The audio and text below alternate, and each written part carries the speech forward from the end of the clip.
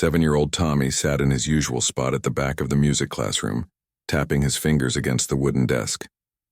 While the other kids were trying to follow along with the teacher's rhythm exercises, Tommy was lost in his own world, humming a tune that seemed to come from somewhere deep inside him.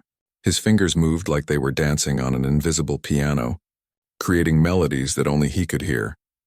Mrs. Peterson stood at the front of the class with her conductor's baton, trying to get the children to clap in time. She noticed Tommy in the back doing his own thing as usual. She smiled softly but didn't correct him. After all, she thought he was doing his best.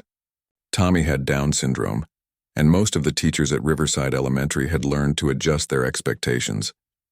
They were kind, patient, and supportive, but deep down, they didn't really expect him to excel at anything academic or artistic. The bell rang, and children scrambled out of their seats, chattering excitedly about the announcement that had been made that morning. The annual spring talent show was coming up in 6 weeks, and everyone was buzzing with ideas about what they might perform. Some kids wanted to sing, others planned dance routines, and a few ambitious ones were already forming groups. Tommy walked slowly through the hallway, his backpack bouncing against his shoulders. He stopped in front of the bulletin board where a bright yellow poster announced the talent show. There was a picture of a stage with colorful lights and a microphone. Tommy stared at it for a long moment, then continued walking toward the front entrance where his mother was waiting. When he spotted his mom's car, Tommy broke into a run, nearly tripping over his untied shoelace. His mother, Linda, quickly got out and bent down to tie it for him, something she had done 1,000 times before. As she straightened up and ruffled his hair, Tommy grabbed her hand and pulled her toward the bulletin board inside. "Piano," he said, pointing at the talent show poster. It was one of his clearer words, one he had practiced many times at home. "Piano, Mama." Linda felt her stomach tighten. She knew exactly what he meant. At home, they had an old upright piano that had belonged to her father before he passed away. It sat in their living room, mostly gathering dust, though sometimes Tommy would sit on the bench and press the keys, creating sounds that actually seemed to make sense together. But performing in front of the whole school? That was a different matter entirely. "We'll see, sweetheart," she said, which was what parents usually say when they mean no, but don't want to say it directly. That evening at dinner, Tommy barely touched his spaghetti. He kept looking toward the living room where the piano stood against the wall. His older sister Katie noticed his distraction. "What's up with you tonight?" she asked, twirling pasta on her fork. "Talent show," Linda explained, glancing at her husband David. "He wants to play the piano." David looked up from his plate, surprised. "Really? That's great, buddy." He reached over and gave Tommy an encouraging pat on the shoulder. Katie wasn't so sure. "Dad, you know how mean some of those kids can be. Remember last year when Jenny tried to do magic tricks and everyone laughed?" "That's different," David said, though his voice had lost some of its certainty. "This is music. Everyone loves music." Linda stayed quiet, but her mind was racing. She loved her son more than anything in the world, and she had spent years protecting him from situations where he might be hurt or embarrassed. The thought of him standing on that stage while kids whispered and giggled made her heart ache. 2 days later, the school held preliminary auditions during lunch period. Any student who wanted to participate in the talent show had to sign up and show the organizing committee what they planned to do. The committee consisted of 3 teachers and the vice principal, Mr. Roberts, who fancied himself a talent scout. Linda had reluctantly signed the permission form that morning after Tommy had brought it to her 5 times, each time with more hopeful eyes than the last. She couldn't say no to that face. The auditorium was buzzing with activity when Tommy arrived with his assigned buddy, a 5th grader named Josh, who helped him navigate school activities. Kids were practicing their routines in corners, singing scales and stretching for dance numbers. The energy was electric, everyone confident and excited. When Tommy's turn came, he walked toward the stage stairs. The room didn't go completely silent, but the volume definitely dropped. Conversations became whispers. Mrs. Peterson, who was on the committee, gave him an encouraging nod, though her smile looked a bit worried. Tommy climbed the steps carefully, holding the railing. Someone in the back giggled nervously. He made his way to the piano at the side of the stage, an old instrument that had been donated to the school decades ago. Mr. Roberts leaned toward Mrs. Peterson. "Does he actually know how to play?" he whispered, not quite as quietly as he thought. "He's in the music class," she whispered back. "I've seen him interested in the piano. He taps rhythms all the time." "Right, but can he actually perform?" Mr. Roberts' skepticism was clear in his voice. "Maybe we could have him do something simpler. Hand out programs or help with the curtain." Tommy sat down on the piano bench, his legs dangling a few inches above the floor. The bench was too high, but he didn't seem to notice. He placed his small hands on the keys, spreading his fingers the way he had seen pianists do on television. Before he could play a single note, Mr. Roberts stood up and walked toward the stage. "Tommy, that's wonderful that you're interested," he said in that overly cheerful voice adults use when they're trying to let you down easy. "But maybe this year you could help in other ways? We need someone to introduce the acts. You could stand at the microphone and say people's names." Tommy shook his head, his hands still on the keys. Mrs. Peterson joined Mr. Roberts at the edge of the stage. "Tommy, sweetheart, the piano pieces are quite difficult. Some of the other students have been taking lessons for years." She looked genuinely concerned, wanting to spare him from potential embarrassment. In the seats behind them, several students were whispering to each other. One girl covered her mouth as she giggled. A boy elbowed his friend, smirking. Tommy looked at the committee, then at the other kids watching him. His smile, which had been so bright when he walked in, started to fade just a little, but his hand stayed on the piano keys. He pressed one key, then another, creating two clear notes that rang through the auditorium. "Okay, Tommy, thank you for showing us," Mr. Roberts said, making a check mark on his clipboard. "We'll put you down as a participant. Maybe you can play a few notes while we have some recorded music playing in the background. That way everyone gets to see you perform. How does that sound?" It was decided without Tommy really having a say in the matter. The committee moved on to the next audition, and Josh came to help Tommy off the stage. As they walked back down the steps, Tommy looked back at the piano one more time. That afternoon, when Linda picked him up from school, she could tell immediately that something had happened. Tommy was quiet in the car, staring out the window instead of pointing at passing trucks like he usually did. When they got home, he went straight to the piano and sat on the bench, but he didn't play. He just sat there, his hands in his lap, looking at the keys. Linda watched from the kitchen doorway, her heart breaking a little. She had been afraid of this. The world wasn't always kind to kids like Tommy, no matter how much potential they had or how pure their intentions were. Sometimes, she thought, protection meant keeping them away from situations where they could be hurt. But as she watched her son sitting at that piano, something stirred inside her, a memory of her father, who had played jazz on this very instrument, always saying that music wasn't about perfection. It was about feeling. And Tommy had feeling in abundance. Maybe, she thought, it was time to stop protecting him from the world and start showing the world what he could really do.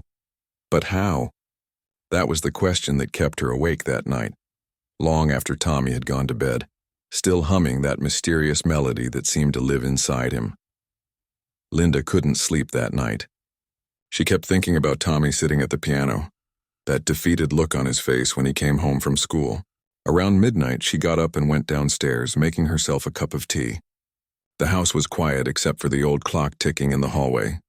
She found herself standing in front of the piano, running her fingers along the wooden frame. Her father had bought this instrument when she was just a girl. He used to say that music was the one language everyone could understand, no matter who they were or where they came from. If he were still alive, what would he tell her to do? The next morning, Linda made a decision. While Tommy was eating his cereal, she pulled out her phone and searched for piano teachers in their neighborhood. Most of the listings were expensive studios downtown, far beyond what they could afford on David's salary and her part-time work at the library. But then she saw a simple posting on the community bulletin board app. Piano lessons. Retired teacher. Reasonable rates. Mr. Chen, Maple Street. Maple Street was only 3 blocks away. Linda sent a message before she could talk herself out of it. By the time she dropped Tommy at school, Mr. Chen had replied, asking them to come by that afternoon at 4 o'clock. When Linda told Tommy about the piano lessons after school, his whole face lit up. He bounced in his car seat all the way to Maple Street, pointing at every house they passed, asking, "Piano? Piano?" Mr. Chen's house was a small brick home with a neat garden in front. An older man with silver hair and glasses answered the door. He looked at Tommy, then at Linda, and for a moment she saw that familiar expression of uncertainty cross his face. She had seen it 1,000 times before, that split second where people wondered if this was going to work. "You must be Tommy," Mr. Chen said, extending his hand. Tommy shook it enthusiastically, his grip stronger than expected. "Come in, please." The living room was filled with music. Not just the sound of it, but the presence of it. There were framed concert programs on the walls, photographs of Mr. Chen at various pianos throughout the years, and shelves lined with sheet music. In the center of the room sat a beautiful grand piano, its black surface polished to a shine. Tommy walked straight to it like he was being pulled by a magnet. He stopped just short of touching it, looking back at Mr. Chen for permission. "Go ahead," Mr. Chen said softly. "You can touch it." Tommy placed both hands on the piano's edge, then carefully sat on the bench. His feet barely reached the pedals, but he didn't seem to care. He looked at the keys like he was greeting old friends. Linda started to explain. "Mr. Chen, I should tell you that Tommy has Down syndrome, and he's never had formal lessons. I don't even know if he can really learn, but he loves music so much, and there's this talent show, and the school doesn't think—" Mr. Chen raised his hand gently. "Mrs. Patterson, may I try something first?" He sat down next to Tommy on the piano bench. "Tommy, I'm going to play something short. Just a few notes. Then I want you to try to play the same thing, okay?" Tommy nodded, his eyes wide with excitement. Mr. Chen played a simple 5-note melody. Nothing fancy, just a basic pattern that any beginner could attempt. When he finished, he moved his hands away and gestured for Tommy to try. Linda held her breath. This was the moment that would determine if they were wasting this man's time. Tommy placed his right hand on the keys, finding the starting note by ear. Then he played the melody back. But he didn't just play it back, he added something to it. 2 extra notes at the end that somehow made the whole thing sound more complete, more finished. Mr. Chen sat very still. Then he played something else, slightly more complex. A short phrase from a classical piece, about 8 notes with a rhythm pattern. Again, Tommy listened carefully, his head tilted to one side. Then he played it back, this time getting the rhythm almost perfect on the first try. "Play it again," Mr. Chen said, his voice different now, more focused. "Play what I just played, but this time play it slower." Tommy did. He played it slower, and in doing so, he revealed that he had understood not just the notes, but the spaces between them, the way one note led to another. Mr. Chen turned to Linda, and she saw something in his expression she hadn't expected. Excitement, maybe even wonder. "Mrs. Patterson, your son has a gift. A real gift. He has what we call perfect pitch, or very close to it. And more than that, he has musical intuition. That's something you can't teach. Either you have it or you don't." Linda felt tears spring to her eyes. "Really? You're not just being nice?" "I've been teaching piano for 43 years, Mr. Chen said. I don't waste time being nice about talent. This boy can learn to play. Will it be easy? No, will he face challenges that other students might not? Yes, but can he do this? Absolutely, that was the beginning. For the next 4 weeks, Tommy went to Mr. Chen's house every day after school. Linda would pick him up from Riverside Elementary and drive him straight to Maple Street. At first, she stayed for the lessons, sitting in the corner and watching. But after the first week, Mr. Chen gently suggested that Tommy might focus better without her there. "He keeps looking back to see if you're proud of him," Mr. Chen explained. "He needs to play for himself, not for approval. Just for an hour. Come back at 5. So Linda started dropping him off, spending the hour running errands or sitting in her car reading a book, trying not to worry too much. Meanwhile, inside the house, something remarkable was happening. Mr. Chen quickly learned that Tommy didn't respond well to traditional teaching methods. Sheet music confused him, all those dots and lines and symbols. But when Mr. Chen played something and Tommy listened, really listened, he could absorb it like a sponge soaking up water. They developed their own system. Mr. Chen would play a measure or two. Then Tommy would play it back. They'd work on it until Tommy's fingers knew where to go, until the motion became natural. Then they'd add the next part. It was slow work, but it was working. The piece they chose was ambitious. Mr. Chen suggested they do a medley, combining a simplified version of a famous classical piece with some connecting passages that he would write himself, tailored to Tommy's strengths. The classical piece would give the performance legitimacy, while the original parts would let Tommy shine. "We're going to show them something they've never seen before," Mr. Chen told Tommy during their third week. But you have to practice. Every day. Can you do that? Tommy nodded seriously. He understood. This was important. At home, Tommy spent every spare moment at the old upright piano. His sister Katie would do her homework at the dining table, listening to him practice the same passages over and over. At first, she found it annoying, but gradually she started to realize something. Her little brother was actually getting good. Really good. One evening, she stopped doing her math problems and just listened. Tommy was playing a section that had given him trouble all week, but now his fingers moved smoothly through it. The music flowed from the piano like water from a fountain, natural and unforced. "Mom?" Katie called out. "Mom, come listen to this." Linda came in from the kitchen, dish towel still in her hands. David looked up from his laptop. They stood in the doorway watching Tommy play. He had his eyes closed, swaying slightly with the music, completely absorbed in what he was creating. When he finished the section, he opened his eyes and smiled at them. "That was beautiful, honey," Linda said, her voice thick with emotion. But here's what they didn't know yet. While Tommy practiced in his living room, news of his lessons had started to spread through the neighborhood. Mr. Chen's house was on a busy street, and his windows were often open to let in the spring air. People walking their dogs would pause on the sidewalk, listening to the piano music drifting out. Neighbors working in their gardens would stop their weeding to hear better. The music was beautiful, sophisticated, well beyond what anyone would expect from a beginning student. People assumed Mr. Chen had taken on some young prodigy from the music conservatory across town. They had no idea that the person playing was a 7-year-old boy with Down syndrome who, just a month ago, had never had a single piano lesson. One of those neighbors was Mrs. Peterson, Tommy's music teacher. She lived 2 streets over and sometimes walked down Maple Street on her evening strolls. One day she stopped outside Mr. Chen's house, drawn by the music. She stood there for 5 minutes listening to someone play with remarkable feeling and interpretation. She wondered who this talented student was, never imagining the truth. Back at school, the talent show was getting closer. Tommy hadn't told anyone about his lessons with Mr. Chen. When other kids asked what he was going to do for the show, he just smiled. Mr. Roberts and the committee had already decided his role.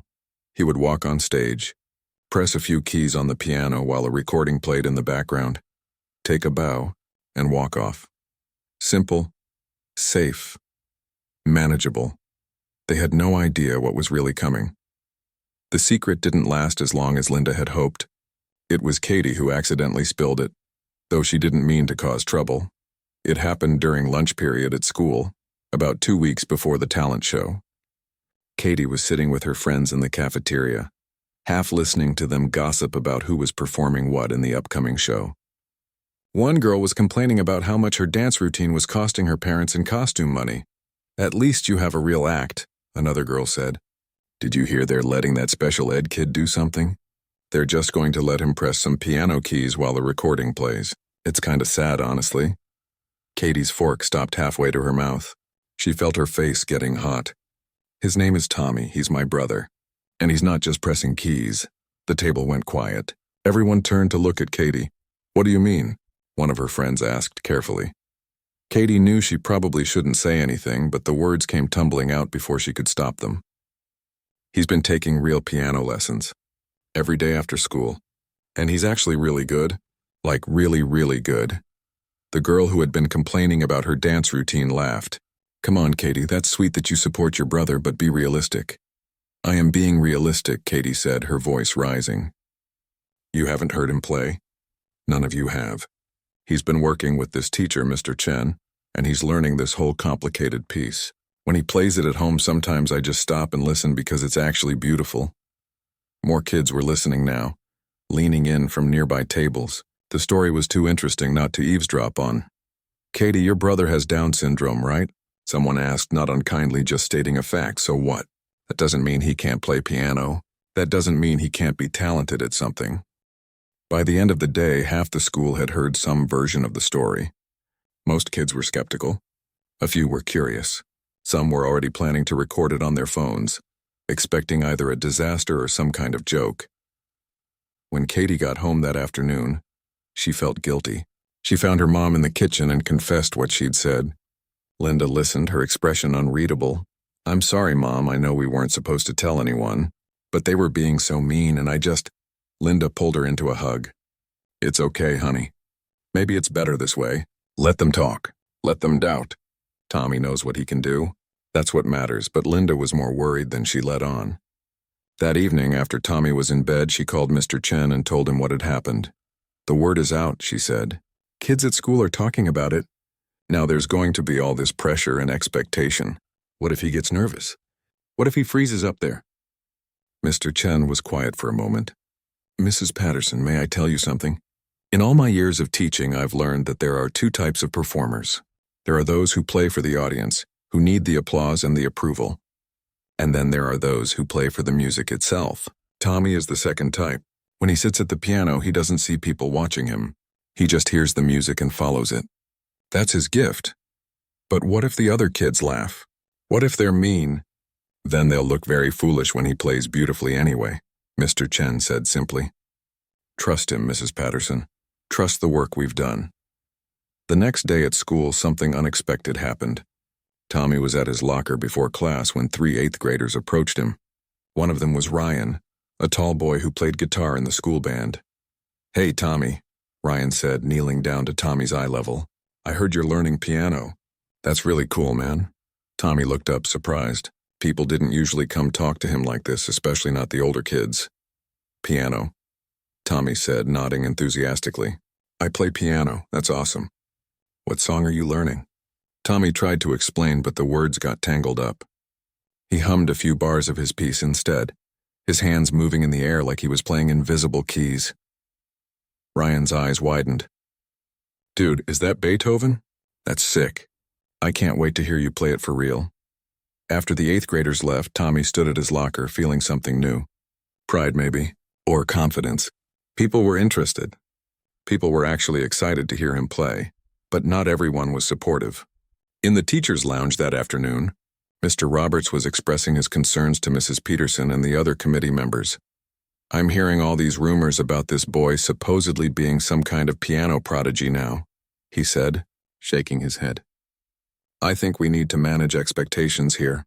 The last thing we want is for this child to be embarrassed when he can't deliver what people are expecting. Mrs. Peterson stirred her coffee slowly. She'd been thinking about the music she'd heard coming from Mr. Chen's house. She'd walked by there twice more, always stopping to listen. The playing had gotten better each time, more polished and confident. Could it really be Tommy? Maybe we should let him audition again, she suggested. Actually hear what he's prepared. Mr. Roberts dismissed the idea with a wave. We don't have time for that. The show is in less than 2 weeks. The program is already printed. He's scheduled for a participation moment, and that's that. What Mr. Roberts didn't know was that someone else had been paying attention to the rumors. Her name was Julie, and she was a reporter for the local newspaper. Her daughter attended Riverside Elementary and had come home talking about the boy with Down syndrome who supposedly could play classical piano. Julie's interest was piqued not just as a reporter, but as a human being. She did some research and found out about Mr. Chen, the retired concert pianist who had performed with symphony orchestras across the country before settling down to teach. If someone like that was working with this child, maybe there was more to the story than just rumors. Julie made some calls. She contacted Linda, who was hesitant at first but eventually agreed to talk. They met for coffee while Tommy was at school. I don't want this to be about making Tommy famous or anything like that, Linda said carefully. I just want people to see him for who he really is, not what they assume he can or can't do. I understand, Julie said. Would you be okay with me coming to hear him practice? Just once, I promise, no pressure, no cameras. I just want to hear for myself. After talking it over with David and Mr. Chen, Linda agreed. Julie came to Mr. Chen's house on a Thursday afternoon. She sat quietly in the corner while Mr. Chen and Tommy worked through the piece. Tommy didn't seem to notice or care that someone new was there. He was focused entirely on the music. Julie watched his small fingers move across the keys, watched the concentration on his face, the way he swayed with the melody. She listened to him play passages that she knew were technically difficult, even for experienced pianists. And she saw how Mr. Chen coached him, patient and precise, treating Tommy exactly like he would treat any serious student. When the lesson was over and Tommy was having a snack in the kitchen, Julie approached Mr. Chen with tears in her eyes. "That was extraordinary," she whispered. "How is this not a bigger story? How is this not something everyone should know about?" Mr. Chen smiled gently. "Because up until now no one has been listening. They look at Tommy and make assumptions.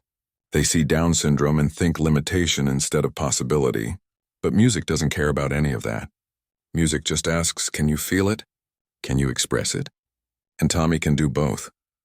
Julie wrote an article that appeared in the local newspaper 3 days later. It was a beautiful piece, respectful and honest, about a boy who found his voice through piano keys. She didn't sensationalize it or make it overly sentimental. She just told the truth. The article got picked up by a few online parenting blogs. Then a disability advocacy website shared it. Within days, people from all over were talking about Tommy from Riverside Elementary and his upcoming talent show performance. The school's phone started ringing. Parents from other districts were asking if they could buy tickets. The local news station called asking if they could film the performance. Mr. Roberts found himself completely overwhelmed by the attention. "This has gotten out of hand," he told the principal. "This is supposed to be a simple school talent show, not a media circus." The principal, Mrs. Hernandez, was more thoughtful. "Maybe this is exactly what we need. Maybe this is a chance for our school to show that we truly value all our students, not just the ones who fit a certain mold." Back at home, Linda was having second thoughts. The pressure was building. Everyone would be watching now. Not just the school community, but strangers from all over. What if Tommy got overwhelmed? What if all these expectations were too much? She found Tommy in the living room, practicing his piece for what must have been the 20th time that day. He played through a difficult section, stumbled, backed up, and played it again until he got it right. Then he smiled to himself, satisfied. That's when Linda realized Mr. Chen had been right all along. Tommy wasn't doing this for anyone else. He was doing it because he loved the music. The audience didn't matter to him. The expectations didn't matter. All that mattered was the next note, and the one after that, and the feeling of the music flowing through his fingers. She walked over and kissed the top of his head. "Keep practicing, sweetheart. You're going to be wonderful." Tommy just nodded and started the piece again from the beginning, lost in his own musical world, unaware of the storm of attention gathering around him. The night of the talent show arrived faster than anyone expected. The school auditorium was packed in a way it had never been before. Every seat was filled, and people were standing along the back wall. The local news crew had set up cameras in the corner, despite Mr. Roberts' initial protests. Parents who didn't even have kids performing had shown up, curious to see the boy they'd read about in the newspaper. Linda sat in the fourth row, her hands clasped so tightly in her lap that her knuckles had turned white. David sat beside her, his arm around her shoulders, trying to appear calm even though his leg wouldn't stop bouncing.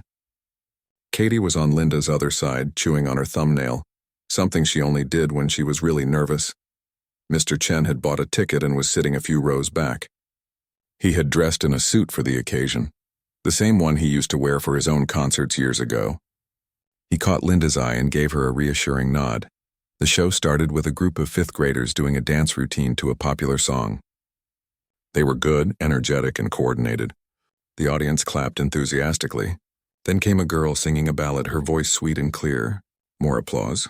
A comedy skit, a magic act that actually worked pretty well.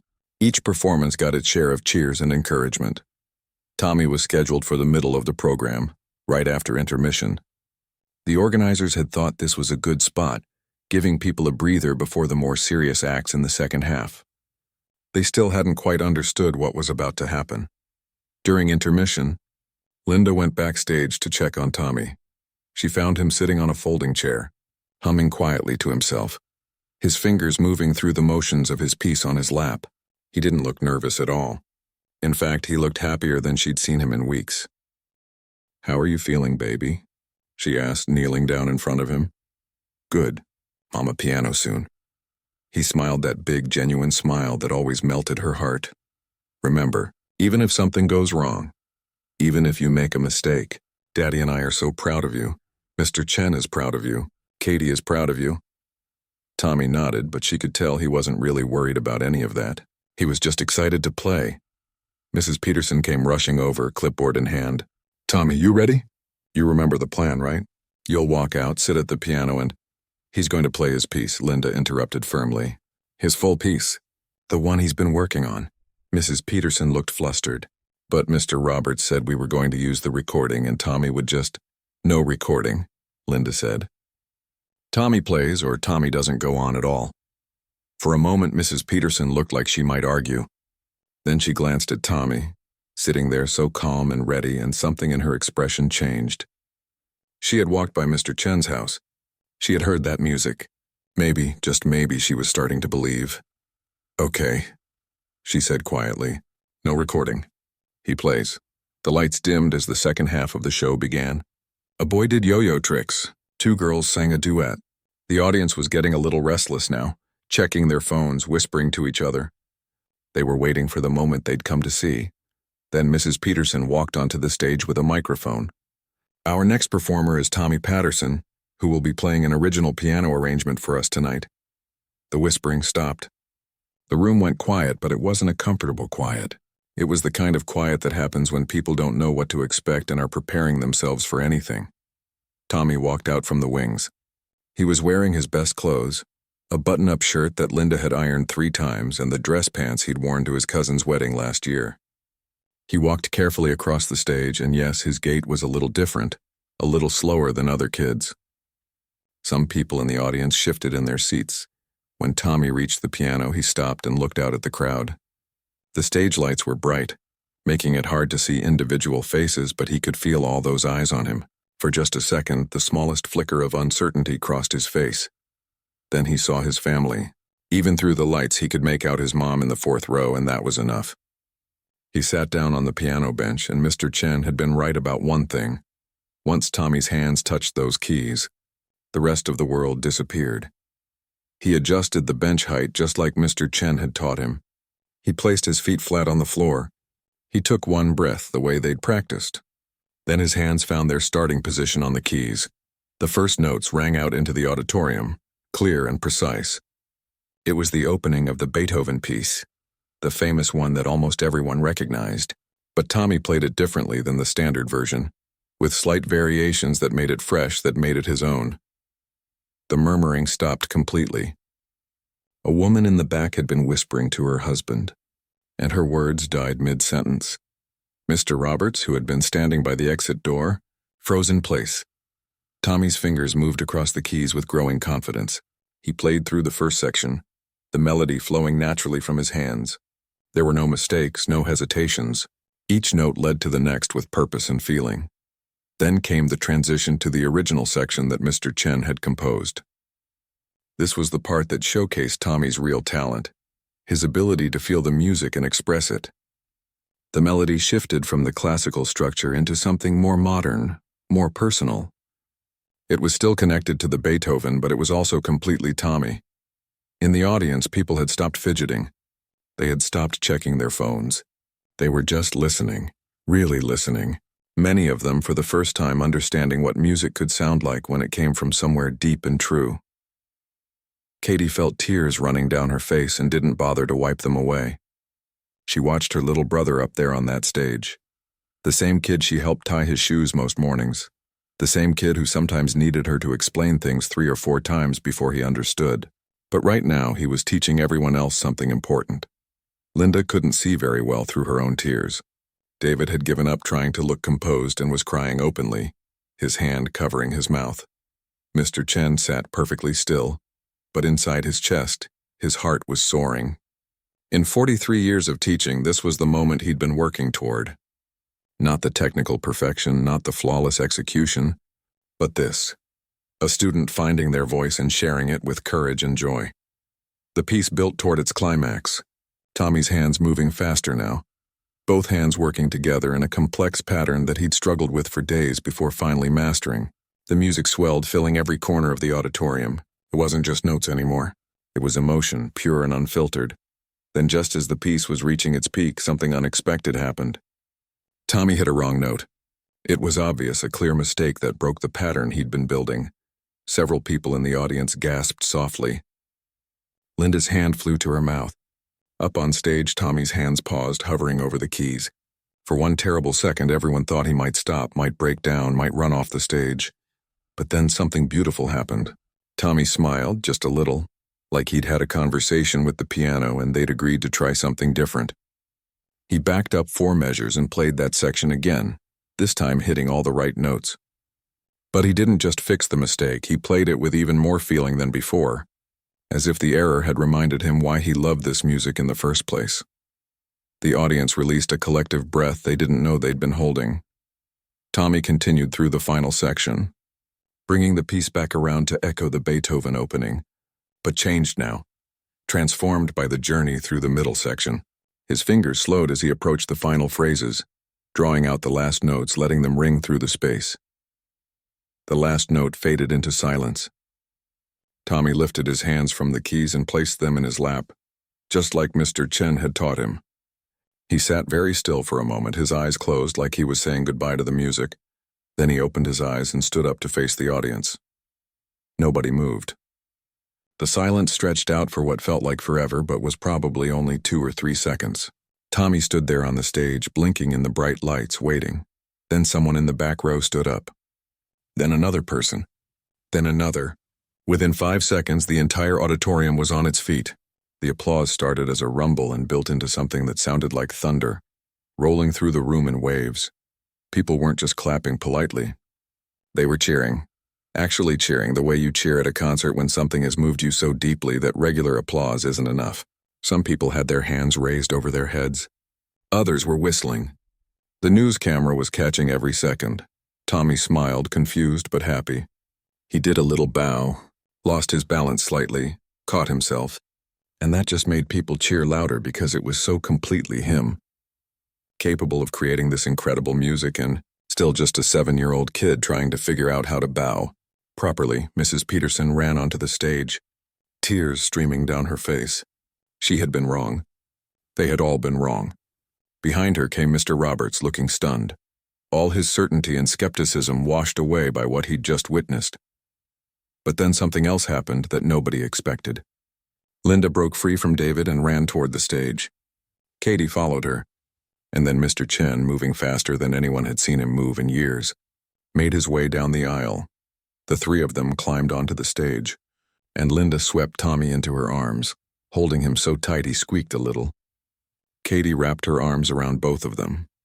Mr. Chen stood beside them, his hand on Tommy's shoulder, his face showing a pride that went beyond words.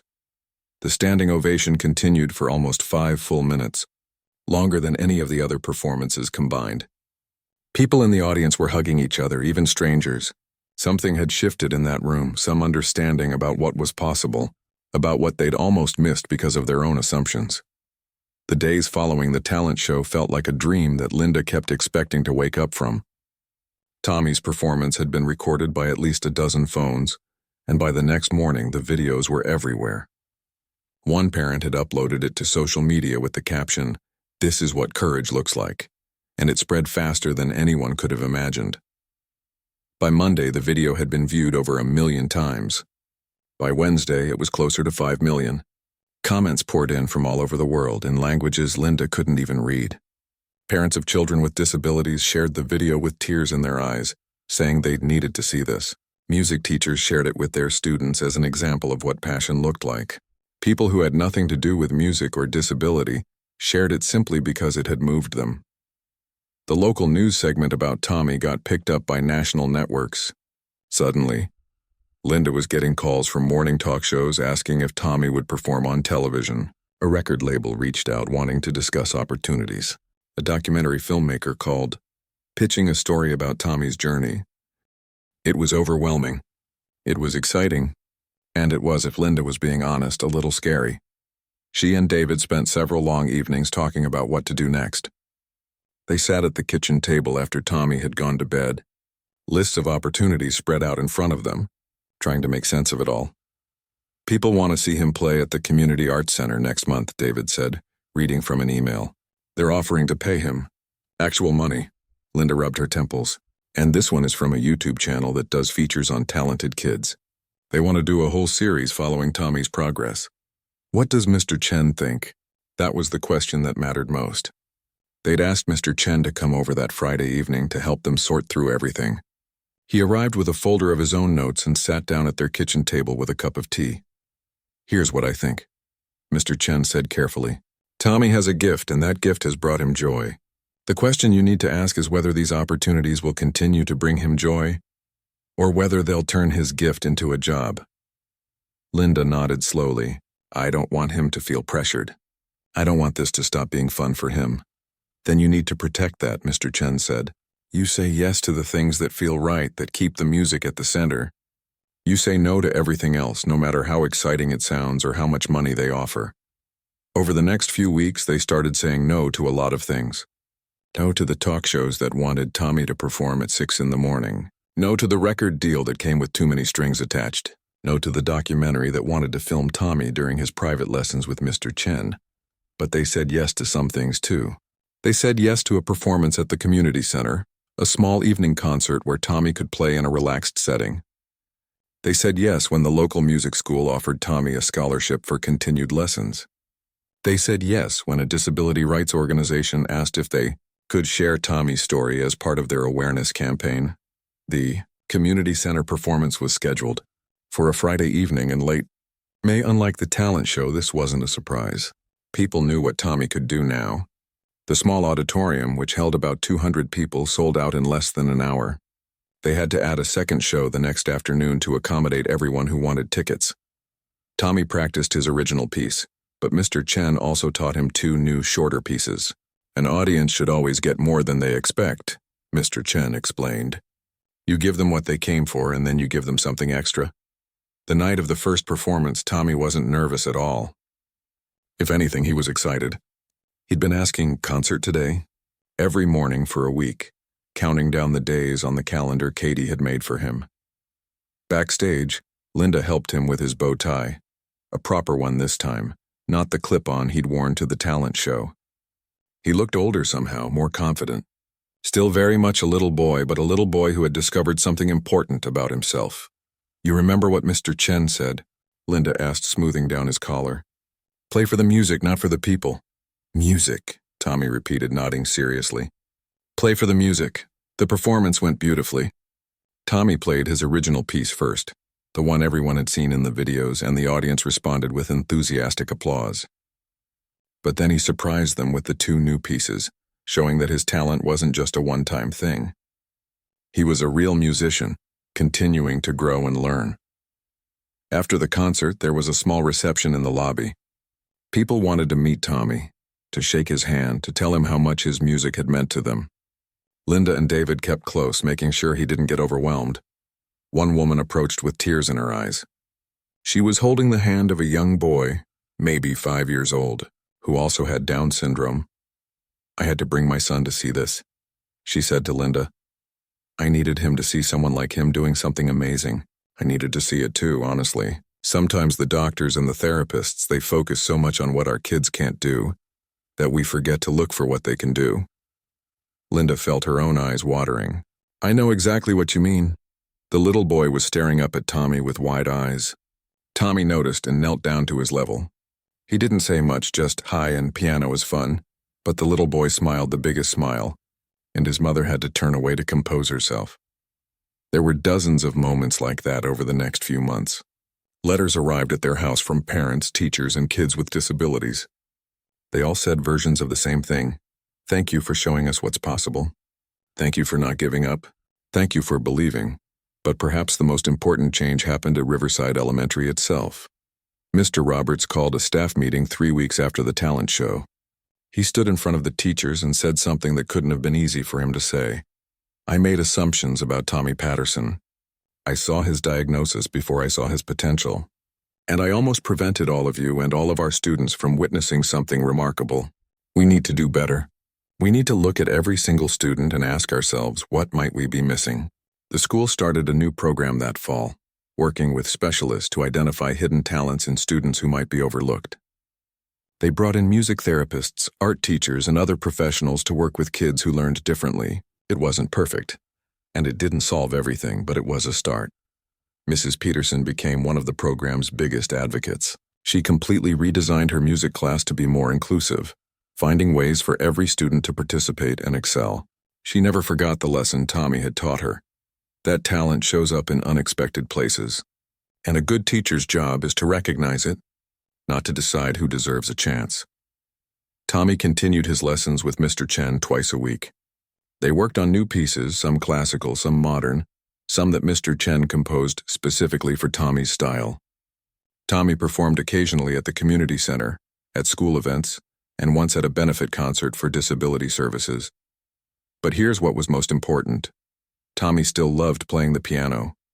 It hadn't become a chore or an obligation. When he came home from school, he would often go straight to the old upright piano in the living room and play just for himself, just for the joy of it. Sometimes Linda would stop whatever she was doing and just listen, still amazed that this beautiful music was coming from her son's fingers. Katie started recording some of his practice sessions on her phone, creating a little archive of his progress. Years later, when Tommy was older, they would watch these videos together and remember this time when a 7-year-old boy had shown an entire community what courage and talent looked like. One evening, about 6 months after the talent show, the family was sitting in the living room together. Tommy was at the piano playing something new he'd been working on. David was reading the newspaper. Katie was doing homework. Linda was folding laundry. It was a completely ordinary moment, the kind that happens in families every single day. Except for the fact that it wasn't ordinary at all. This was a moment that almost didn't happen. A talent that almost went undiscovered. A boy who almost got relegated to pressing a few keys while a recording played. Tommy finished his piece and turned around on the piano bench. "Mama, did you like it?" Linda set down the shirt she was folding and smiled at her son. "I loved it, sweetheart." "Play it again?" And he did. He played it again, and then he played something else and then something else after that, filling their home with music on an ordinary Tuesday evening, because that's what had really changed. It wasn't just that Tommy had performed for crowds or that his video had gone viral, or that he'd proven everyone's assumptions wrong. What had changed was that Tommy had found his voice and his family had learned to truly listen. The piano had always been there in their living room, covered in dust, waiting. Tommy had always had his gift, hidden underneath everyone's low expectations. Mr. Chen had been there just 3 blocks away, ready to teach. All it had taken was for someone to believe it was possible, to take that first step, to make that first phone call asking about piano lessons. Sometimes Linda wondered what would have happened if she hadn't made that call, if she'd let Tommy's moment at the audition be the end of the story. But then she'd hear him playing, watch his fingers dancing across the keys, see the pure happiness on his face, and she'd stop wondering about what might have been. This was what was. Her son, her beautiful boy with Down syndrome who had turned the world's laughter into astonishment, was sitting at a piano making music that mattered, not because it was perfect, not because it made him famous, but because it was his, truly his, and he'd found a way to share it with the world. And really, isn't that what any of us hope for? To find the thing that makes us feel most like ourselves, and to have the courage to share it, no matter what anyone else thinks is possible. Tommy played on into the evening, and his family listened, and somewhere 3 blocks away, Mr. Chen was probably smiling, knowing that this was exactly what music was supposed to do: bring joy, challenge assumptions, and remind everyone that talent and worth aren't defined by what someone can't do, but by what happens when we give them the chance to show us what they can.